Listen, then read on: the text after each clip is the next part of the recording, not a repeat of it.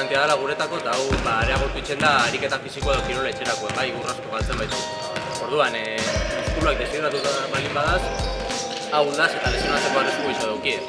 Orduan oso importantea da hidratazio hori mantentzia, rotura muskularrak eta hola ekiditeko.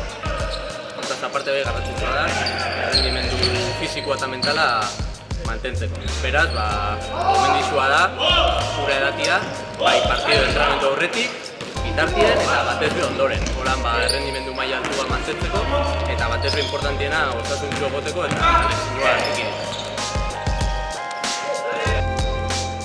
Egia esan da, saskibaloi jokalariak esfortzu handi itxerakoan asko notatzen da alzola etxeko moduko edari bat eukitzea. Etxeko eta kanpoko partidua konparatuta, gu beti etxeko urarekin gelditzen gara. Ointxe, alzola!